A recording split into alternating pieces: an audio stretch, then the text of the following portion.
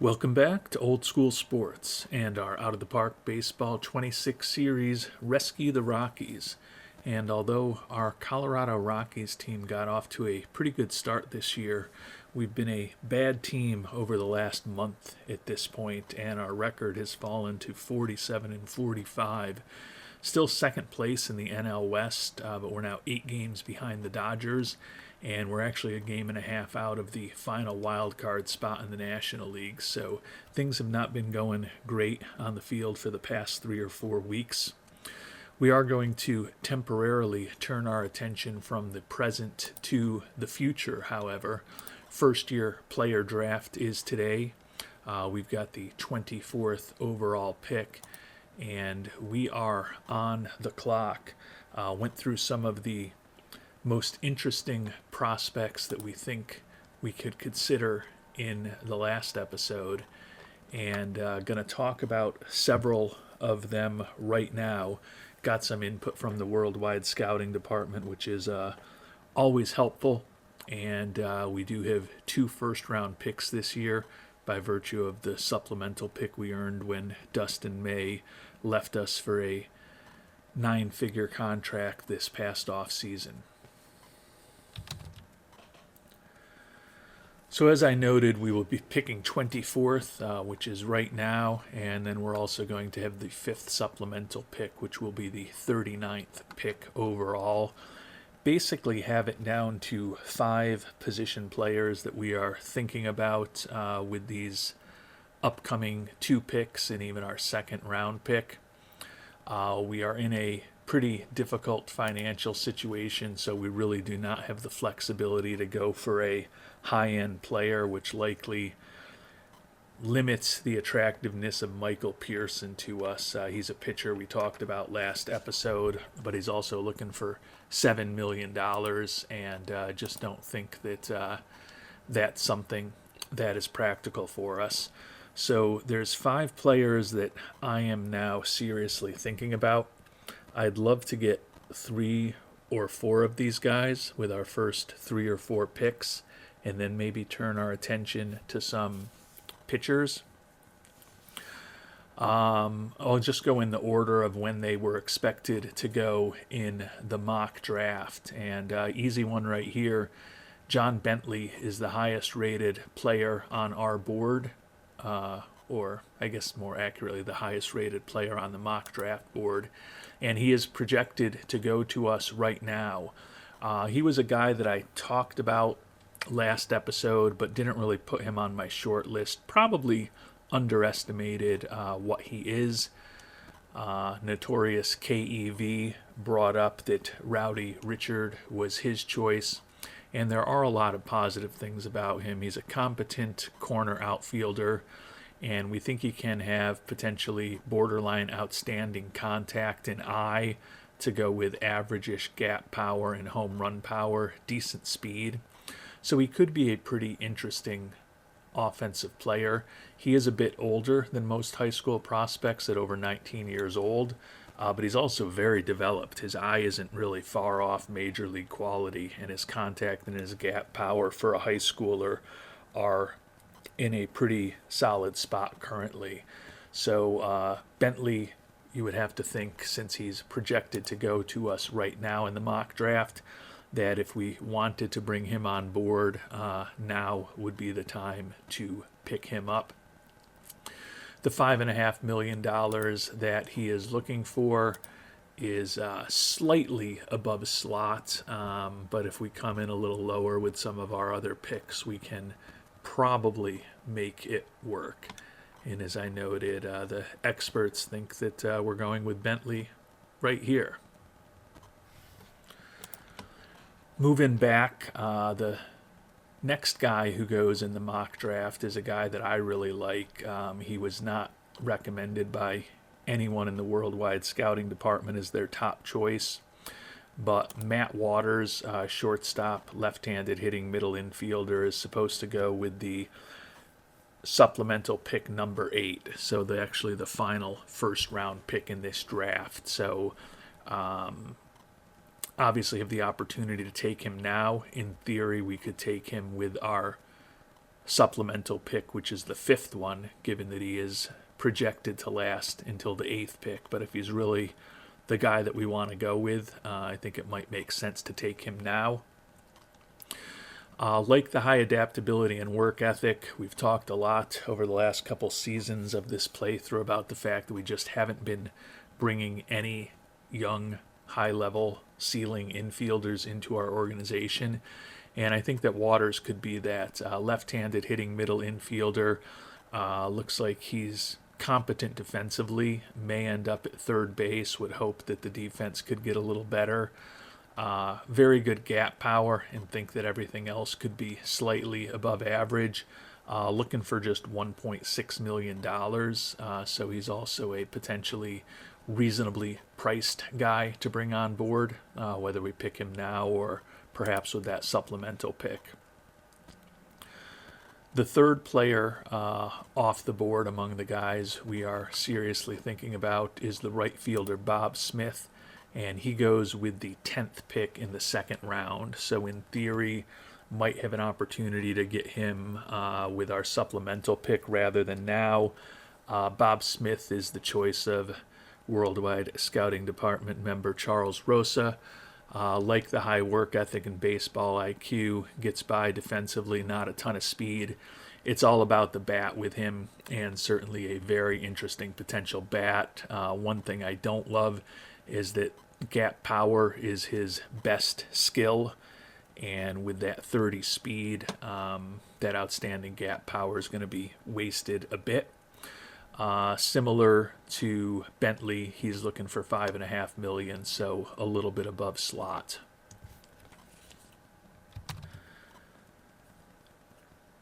Next on the board, or next coming off the board, more accurately, is a guy that I don't think I talked about last episode. Shortstop Jeff Kilby. He's projected to go with the 10th pick in the 3rd round. Good range. The rest of his skills are adequate for an infielder. Really good speed, although his base running and stealing instincts are not good.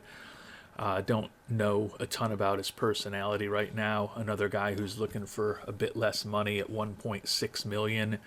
Not a lot of home run power, but the eye and the gap power, both borderline exceptional, and think he could also make decent contact. So Kilby, if we decide to go for a couple of infielders, or if we end up not going with Waters early and missing on him, Kilby could be a way to supplement the position and give ourselves another infielder.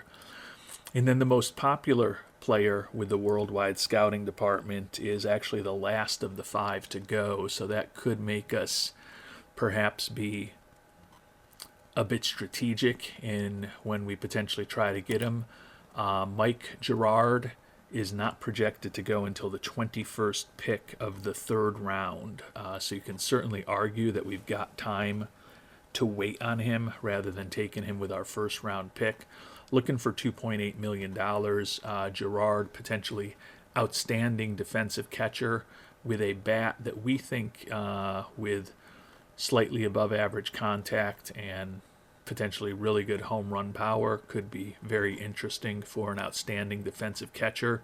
I think the reason he lasts despite that great defense till the middle of the 3rd round, or actually late in the 3rd round, the 21st pick, because a lot of teams have lost their 3rd round picks for free agent signings, is that the OSA is not nearly as high on him. They still think he's a very good defensive catcher, but they think his contact, his power, and his eye are all worse than our scout does. So we potentially might have a little bit of time to wait on Gerard. As I mentioned, he was the top choice of the Worldwide Scouting Department, though. Undercover Boomer, Ian, Avery Shaham, Kyle B., and NS1CLRK all had Mike Gerard at the top of their lists.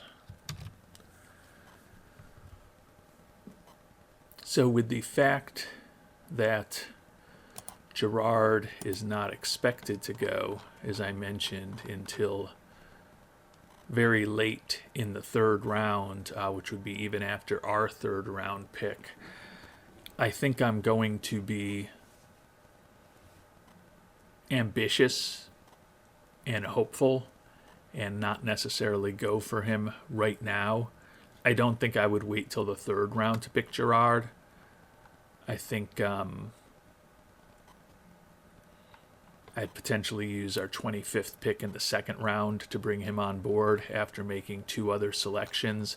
That's still basically a whole round before he's expected to go. Obviously, it only takes one other scout to view him the way that our scout does for a team to reach compared to when he's expected to go. But I think strategically we can get a little bit better value by waiting on Girard, given that we don't think some of these other players are going to be around. And this is going to be an unpopular opinion, but we are going to go with the young infielder Matt Waters with our first round pick. As I mentioned, he's supposed to go with a supplemental pick in the first round. I feel like I'd love to come out of this draft with two pretty high-end infielders. I don't need more outfielders. I do really like both John Bentley, who's expected to go with this pick right now, and Bob Smith, who's expected to go with the 10th pick in the second round. But with the number of outfielders we have in our organization, I'm willing to hope right now that Bentley or Smith falls to us with our supplemental pick. And then the hope is that with our second round pick, we're able to take Girard. The fallback in all of this, if the outfielders and the catcher are off the block or off the market when it's our turn to pick, is that we could maybe supplement in Jeff Kilby as another infielder. But right now, if I'm writing this up the way I want it to go, we take Waters first. We take either Bentley or Smith second with our supplemental first round pick. And then with our second round pick, we take Mike Girard. If we look at where those guys are going in the mock draft, it doesn't seem too ambitious to me that we could land all three of those guys. And in a perfect world where multiple right fielders fall and or Kilby drops a little later than expected. Remember, he's expected to go with the 10th pick in the third round. We could end up with 4 of these 5 guys over the first 3 rounds. I don't think that's going to happen, but I can't say that there's no chance. So we are going to go ahead and pick the young shortstop, Matt Waters, meet his low demand, which will help us if we end up going for one of the $5.5 million outfielders with our next pick. Question is whether Smith or Bentley or both of them or neither of them will be on the board for our supplemental pick. And obviously we'll keep an eye on Girard as well. And both of the outfielders are gone. So Girard is still around and Kilby is still around. Take a look at the draft log and see exactly where the right fielders went.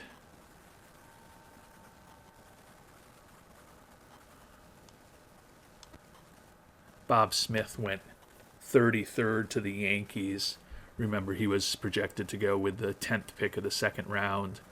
And then Bentley, who was projected to go with our pick, less surprising to see him off the board with the supplemental second round pick. So the one positive thing is that those guys were both the 2 most expensive guys that we were thinking about, and we're short on money. As much as I'm intrigued by Kilby, and as much as I talked about Girard as a guy who's projected to go with the 21st pick in the third round, not necessarily being great value here, a catcher who can hit some home runs and play gold glove type catching is a pretty valuable asset, and we are going to bring Mr. Girard on right now. So he was the choice of the worldwide scouting department.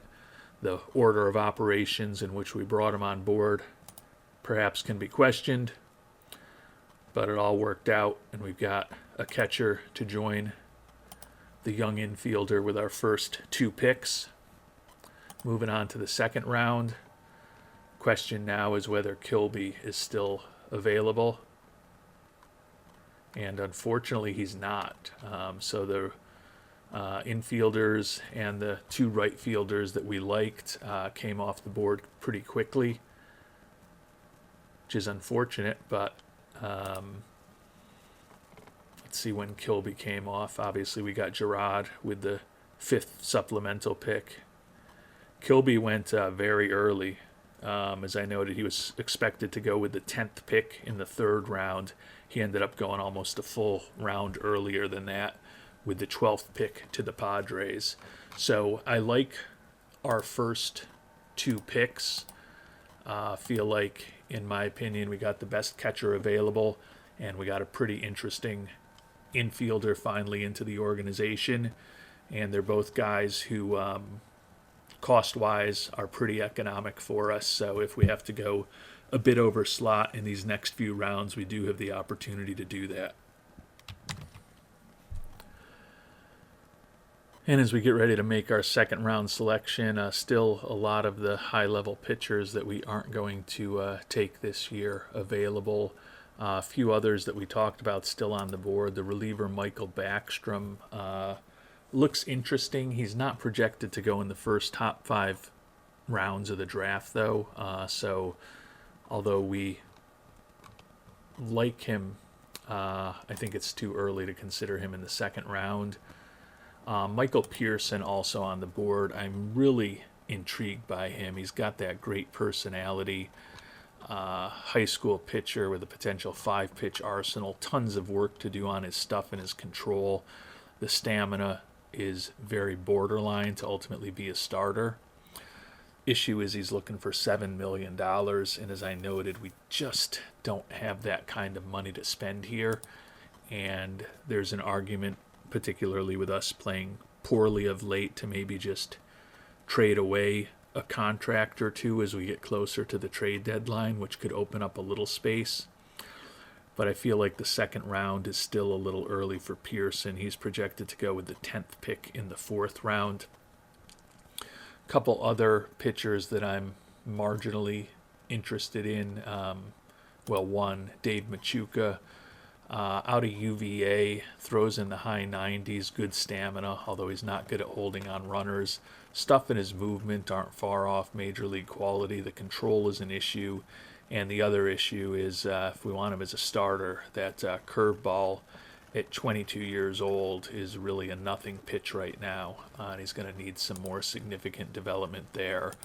So as interesting as these players are, I don't think there's something we do right now. Another guy that we've looked at a little bit is Matt Kazabowski. I think his stuff and his control could both be really interesting. The movement kind of average-ish. Another guy who's only a 3-pitch guy and has a lot of work to do on that 3rd pitch. In his case, he's only 18 years old, just getting out of high school, so a little more time for him to learn it. But still feels a little early for any of these guys for me. So we're going to go back to the well with a position player.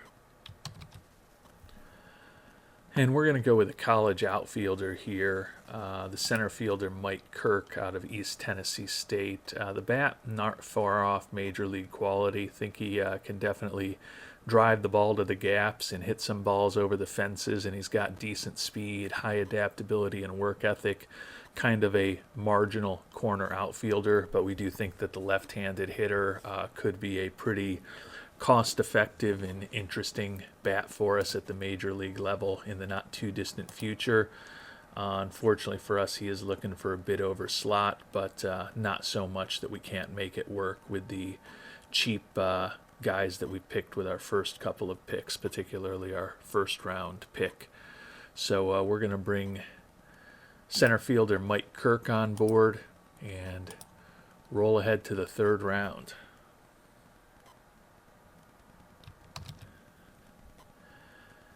And Michael Pearson, the pitcher who was looking for $7 million, that was going to be pretty difficult for us to bring on board, is gone now. We're going to go with another college player here, Dave Machuca, the pitcher out of UVA. Going to have to get lucky with that curveball. Going to be a big focus likely in the development lab this upcoming year.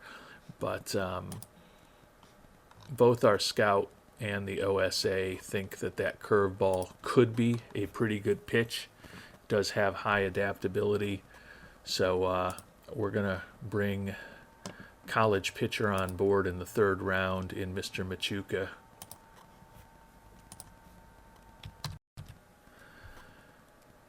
And as we head into the fourth round, still three of these high potential guys that are essentially unscouted on the boards. We're going to let other teams take them, but would certainly love to find a way to get another infielder into the mix of our organization that we like. But the last couple rounds, there just hasn't been anyone that we've loved on the board.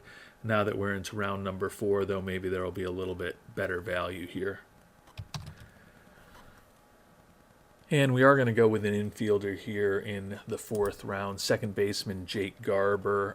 Pretty good contact and gap power prospect with good speed. The home run power in the eye, not great. The glove is kind of just okay. But as a fourth rounder, given that bringing in a little more depth into the lowest levels of our organization in the infield and rolling the dice on a few guys is something that makes sense to me.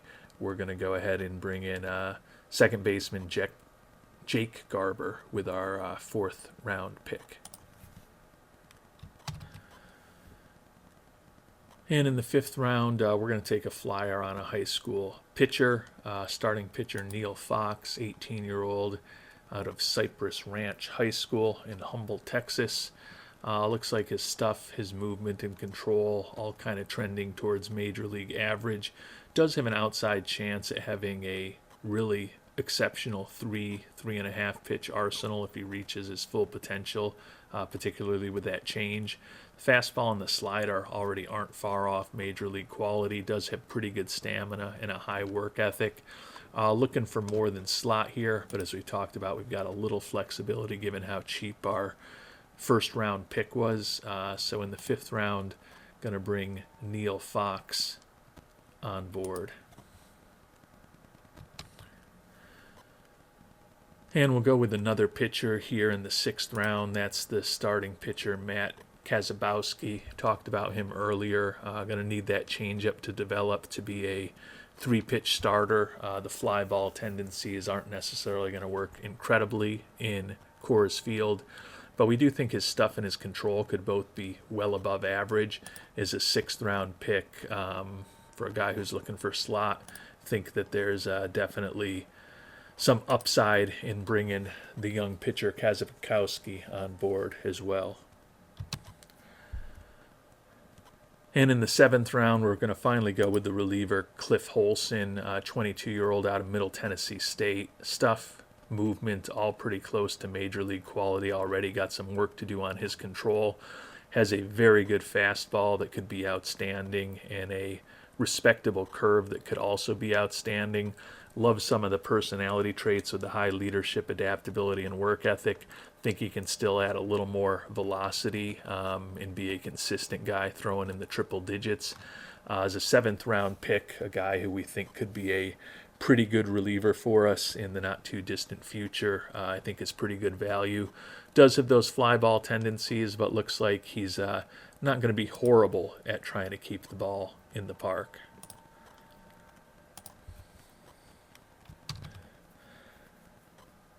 And we're going crazy with the pitchers the last few rounds. Here in the eighth round, going to know with another college reliever, Chris Singleton, old iron hands, stuff, movement, and control, not far off major league quality. Curveball, cutter combination, those are basically major league quality pitches already too. Throws in the mid-90s, not a ton of stamina, but good at holding on runners. Another guy who's pretty far along in his development and outside of his low baseball IQ has some positive financial traits to work with. as an 8th-round pick. I think I could do a lot worse than another college player who might be able to help us in the bullpen in the not-too-distant future. And our 9th-round pick end up being the last one that we talk about, but Andrew Brohl is a guy that you probably noticed. He's been on the board for a long time, the highest potential guy out there. First baseman who is bad defensively, but some real positive personality traits with the high leadership, adaptability, and work ethic. And he's also a guy with potentially borderline exceptional home run power. Everything else about his batting is kind of meh, but good personality, can hit home runs, maybe slots in as a DH or first baseman for us down the line. Think that he is pretty interesting to get a guy with that kind of potential still here in the 9th round. So we're going to go ahead and draft Mr. Brohl. And I lied, we're back in the 14th round. I've been kind of focused primarily on infielders, but there's a guy that's just too good value to me here to pass up on any longer. That's the starting pitcher, Dustin Crandall out of Ohio U. High adaptability, work ethic, low financial ambition. The 22-year-old has 4 close to major league quality pitches. I think his stuff could be major league quality, good movement on his pitches. Got some work to do on his control, but for a 22-year-old in the 14th round, I think he represents a flyer worth taking for us. So with the draft now in the books, hopefully we can get those players signed relatively soon. Looking at the negotiations with the draftees, the center fielder Mike Kirk and the starting pitcher Dave Machuca likely will be going to Class A in the California League, although I think 1 or 2 of them might be playing in the draft league right now. It doesn't look like Mike Kirk is. Maybe it was Machuca. Yeah, Machuca's playing with the Trenton Thunder, so we'd let him continue on in the draft league before putting him in Class A. Kirk, as soon as he's signed, will go right into Class A. And then the other guys, all of the high schoolers, Waters, Gerard, Garber, and Neil Fox, will all wait to begin their professional careers next spring. Nobody signed yet, but we did take 2 out of 3 against San Diego to push our record to 49 and 45. That guarantees that we'll have a winning record as of the All-Star break. Certainly would love to take at least 2 out of 3 at the Marlins, though, and feel like we're maybe finally starting to play some better baseball before we get to the All-Star break and this 2+ weeks that we'll have until the trade deadline to figure out exactly what we want to do with this squad. And if you were wondering about that shutout victory today at San Diego, Isaiah Shader, the young starter, another really good outing for us, pushed his record to 3-3, 5 hits, 2 walks, and 6 strikeouts over 7 innings. His ERA is 2.67. He's been ranked as the top pitching prospect in our organization. Certainly doesn't look like he's going to be a superstar, but particularly if that changeup continues to develop, think that he could be a useful guy in the rotation for us, and importantly for us in Colorado, also could be relatively inexpensive for the next few years. And we lost the first game of the series at the Marlins 6-5. So if we're going to take the series, we're going to do it the hard way, like we just did against the Padres. Mike Gerard, our supplemental first-round pick, is now signed. Really excited to have him in the mix. As we noted, his professional career will really begin in earnest next spring with our ACL team.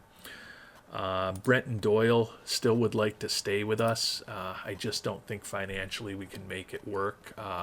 Great defensive outfielder, 4-time Gold Glove winner, although he hasn't won it the last 2 years. Still has put up a WAR of close to 2 this season, driven primarily by his outstanding defense, 10.3 zone rating, 1.074 defensive efficiency. But the bat, not great, an 80 WRC plus this year, is 18 for 18 stealing bases. looking for $16 million a year over 6 years. I think that's just a really big commitment for us to think about right now. I don't know that his price is going to go up too much over the coming months. We'll certainly keep an eye on things. He is a guy who's extremely popular locally, so losing him would definitely hurt from a fan perspective. But 31 years old, the bat is trending negative. As much as we love the glove and his speed, at that type of price tag, we may just have to move on. I mean, the concern from potentially moving on from Doyle is that our pitching has been really productive the last few seasons when we've made the playoffs 3 straight years. And if you look at our pitching on paper, it hasn't necessarily been as impressive. But with Drew Romo at catcher, Ezekiel Tovar at short, and Brenton Doyle in center field, we've been incredibly strong up the middle with Gold Glove winners at one point or another at all 3 of those key positions, catcher, shortstop, and center field. So definitely scary to potentially move on from Doyle, but with the money he's looking for and the way he's producing, I don't feel like we have to lock him up right now. Not going to rule out doing something with him down the line, but not going to push things either. And we did end up winning the Marlins series the hard way, 4-2 win on Saturday, and then a 10-1 win in the rubber game. So we head to the All-Star break at 51-46. We've closed the gap by a couple games on the Dodgers, 6 behind at this point. Still 2 out of the final wild card spot, but playing better of late. And definitely a much tighter race with the Cardinals having lost 5 in a row, coming back to the pack of the wild card contenders a bit. Have a lot of work to do. Still have, as we noted, a little over 2 weeks till we get to the trade deadline. Chandler Simpson at the All-Star break, looking like he's going to lead the league in steals once again. He's the only player on our team right near the top of the leaderboards. Taking a look at the team statistics after that awful 10-18 June, we are now 8-6 in July. 4th in the National League in runs scored, 4th in the National League in runs allowed. Our 51-46 record, 4 worse than Pythagorean expectations. So if we were playing as well as the statistics indicate we should be playing, we'd actually be just half a game behind the Cardinals for that first wild card spot in the National League. Definitely struggled at home this year, only 24-25 in Coors Field. We do have a 27-21 record on the road. Awful in one-run games and awful against left-handed pitchers, but doing the job against righties thus far here in 2029. 2 final things that we're going to do before we finish up this episode.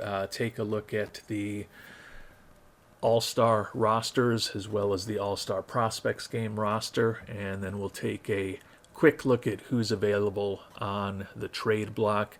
Not that we have to use the trade block to find some potential help, but those would likely be the most reasonably priced and available players that might be out there.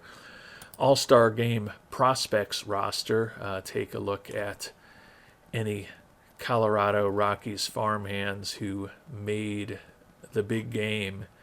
And there's only a couple of them, but they're, not surprisingly, 2 outfielders and arguably the top 2 prospects in our organization. Kevin Roberts Jr., who we picked 5th overall in 2026, is the number 17 prospect in baseball. He's been playing in high A this year as a 20-year-old, hitting .285, but he does have 17 doubles, 3 triples, 17 homers, and just 291 at-bats. Also has stolen 12 bases. Still striking out too much, 89 strikeouts and 291 at-bats, but he's put up a 169 WRC plus and a 3.6 WAR. He is going to be turning 21 before the end of the month.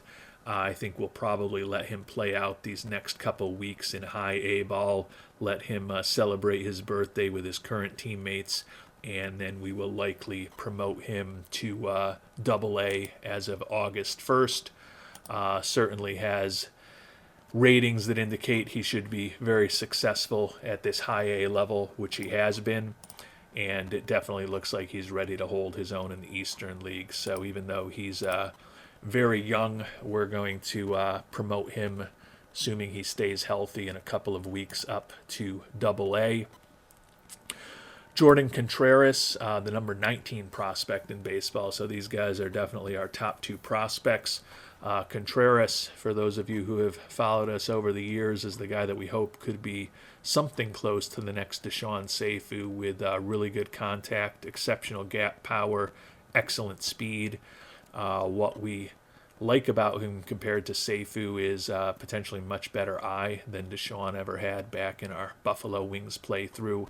Not a lot of homers, not a lot of home runs going to be hit by Contreras, most likely, and he's also not an exceptional defensive player. We did start him out, played him a little bit this year with our ACL team, where he hit 370 after the end of the ACL season, moved him back to the DSL, and he's actually doing even better there. 409 batting average, 3 extra base hits in just 5 games, and 208 WRC plus. So the 19-year-old has been consistently raking in rookie ball. Don't know whether we'll promote him to the California League. Obviously, he looks dominant for the DSL. Not quite ready to thrive in single A. So I think my hunch is that we let him play out the next month or so till the DSL season finishes up. We'll take another look at things then, but probably let him take the rest of the year off, work out, get him in the development lab over the off season, hopefully have him continue to develop somewhat, and hope that he is ready for a promotion to A-ball coming out of spring training next year. Turning to the real All-Star game, the Major League All-Star game, a couple of really good relievers make the All-Star team for our Rockies. Wellington Herrera, the left-hander, 65 strikeouts in just 50 and a third innings, doing a really nice job. He has become our closer with the struggles that our previous closer, Ryan Walker, has had. Now his 12 saves on the season and a 1.7 WAR, which is a pretty big number for a reliever less than 100 games into the season. And then Dre Jameson, 54 and 2/3 innings with 65 strikeouts, 2.30 ERA, 1.3 WAR for him. He's been a very useful arm out of the bullpen. Does a decent job keeping the ball in the park, has allowed 5 home runs in 54 and 2/3 innings, also has ground ball tendencies. Still a guy who could potentially end up getting work in our rotation, but given that we've already got one low stamina guy there, likely to continue using him out of the bullpen for the time being, particularly with the success we've had with Isaiah Shader recently. Austin Wells, a first-time All-Star here after just turning 30 years old. 284 average with 18 homers and 56 ribbies, 135 WRC plus, and a 2.1 WAR for our designated hitter / backup catcher. So he's doing very well this year. No surprise to see Ezekiel Tovar named to his 4th All-Star team. Batting average is dipped to 269, but he still has 22 doubles, 20 homers, 9 for 9 stealing bases, WAR of close to 3, and a 116 WRC plus for the veteran shortstop.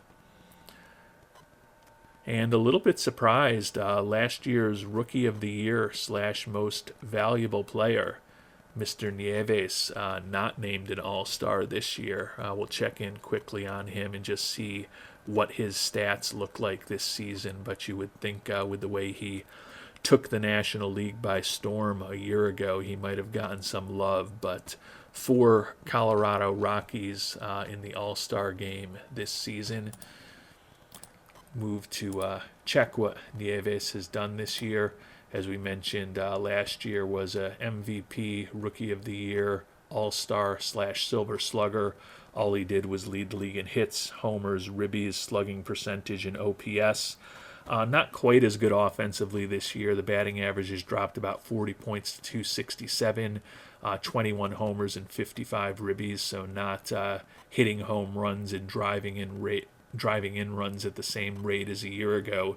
Still has put up a 119 WRC plus for us, but less than a win above replacement level, given that his defense is not exceptional. And definitely some interesting pitchers on the pitching block, or on the trading block. Definitely more high-end relievers than there are high-end starters. Highest, at least according to our scout, end starter available, Mr. Imanaga, making almost $20 million with the Mets. Vesting option for next year requiring 180 innings pitched, which he's probably just about going to get. Can't really see him being someone who's going to work for us. Nieves is the only way to get him straight up.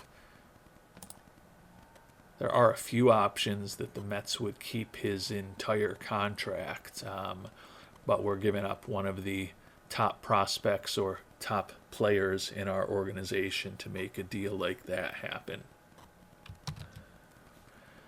Some extremely high-end relievers available. Joan Duran, those extreme ground ball tendencies would work incredibly, but he is a guy who's making $29 million. Definitely don't, as much as he could help any team in baseball, he's not actually interested in joining us. He's got a no-trade clause. Mason Miller, the other very high-end reliever who's on the market, making a bit less at $19 million, but still very expensive. My hunch is Nieves will be the only one that we can get straight up, as we got to match up the money. No surprise there. Not that they're going to ultimately keep 100% of his contract, most likely, but that gives us a few other options. But again, we're giving up a very important player to bring the likes of Miller on board as a rental, whereas Nieves, Romo, and Tovar are all signed, in the cases of Romo and Tovar especially, to pretty reasonable deals given their production. So probably not a lot for us to do on the trade market as far as the pitchers who are out there. Clearly, I'll spend some time offline looking at some of the other pitchers who are available. Maybe there will be something that we can pull together. The obvious need for us is a outfielder who can hit. A few guys to think about. Ian Happ is a guy whose entire contract has been retained, so he's very economic to bring on board. The switch hitter still looks productive against both left and right-handed batters. Right-handed pitchers. Put up a 134 WRC plus this year. He's a competent defensive outfielder. Is fragile physically.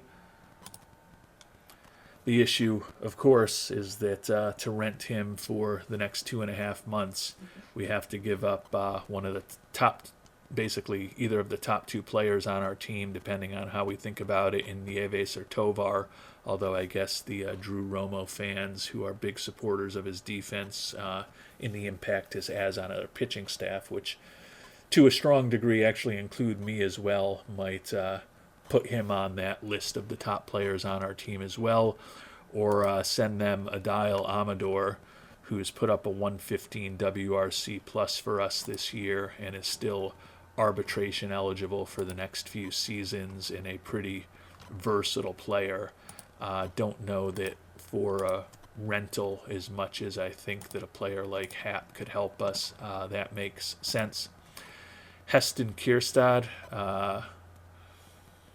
having a big year offensively for Kansas City with a 138 WRC plus. He's only played 67 games. Maybe he's had an injury this year.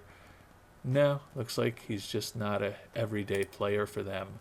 The left-hander, a little better against right-handed pitching than he is against left-handed pitching. Making $6.9 million, still arbitration eligible again next year. Nobody makes the deal work, so if they keep 100% of his money, Roberts, Shader, or Marcelo Meyer get the deal done, so probably nothing to do there.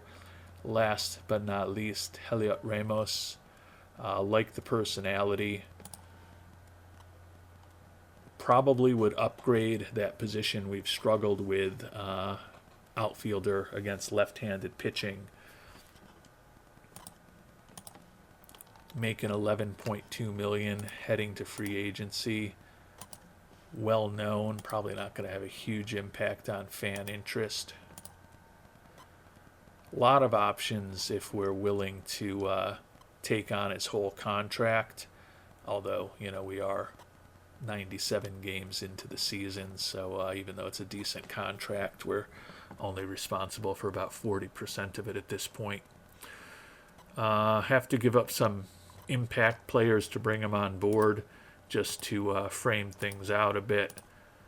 Oh, probably some of you probably noticed that 80% of his contract was retained by the Giants, so that's why that was able to work so well. A few more options, though, if we don't have to match the money. Give up Trent Clausen. Hopefully he'll be able to help us not too long. He had been hurt. I'm hoping he's back. Yeah, it looks like he's back. He had had an oblique strain that cost him most of this past week, but back and healthy right now. He raked in Double-A Hartford, holding his own in Triple-A, 281 average, 12 triples, 3 homers, and 5 ribbies in 153 at-bats. He's been a slightly above-average offensive player. My fear with Clausen is he can hold his own against left-handed pitching at the major league level. Definitely not ready to produce consistently against right-handed pitching, and I just don't think I want to promote him and not be playing him every day, so it might be a little early for Clausen. Not that I'm going to trade him to rent Ramos. James Embry is one of the more interesting prospects in our organization. Second-round pick a year ago out of St. Peter's. 4-3 with a 3.42 ERA and A ball. We just promoted him about a week ago to high A, where he struck out 11 in 6 innings in his first start at that level. Doesn't necessarily look like he's going to be a superstar, but looks like he could be a useful arm that could help our rotation in a cost-effective way in the not-too-distant future. Ian Petrutz might be someone to consider dealing. You remember we picked him up in a trade with the Cardinals this past offseason. He's hitting .215 and 149 at-bats. We've tried to give Charlie Condon every opportunity to play first base for us regularly. Ramos against left-handed pitching is probably an upgrade to what we've had. Another good influence in the locker room. Not incredibly productive for the Guardians this year, but if you want to talk about not incredibly productive, when we look at our lineup against left-handed pitching, right now Cole Carrig has been getting time as a corner outfielder for us. He's hitting a $189 this year. Previously, the corner outfielder for us against left-handed pitching was Toshimi Masuda, who's hitting a $182. So not hard for us to upgrade at that position. And I do think that given that Petrutz, although he's certainly younger, as a 26-year-old, is not really an ideal first base type. Just want either a much better glove or a somewhat better bat at that position. That may be something for us to explore doing. Because at the very least, I think Ramos would give us a legitimate major league hitter against left-handed pitching from a corner outfield spot where we would expect that. I think I'm going to make a trade for Ramos. I guess my only question is whether it's going to be Petrutz or someone else. But if you've got thoughts on what we should do with that trade, obviously would love to hear them. 6 games out in the West, 2 games out of the wild card as we prepare to break for the All-Star break here in 2029. And it looks like maybe there's an opportunity to relatively cheaply bring on a corner outfielder who can help us a little bit. Looks like the Guardians are in last place in the AL Central, so they don't have a lot to play for. Pretty willing to trade a guy who's in the final year of his contract for at least a flyer on Petrutz. Kind of not dissimilar to the way we brought him on board this past offseason. And with that, we will call it an episode.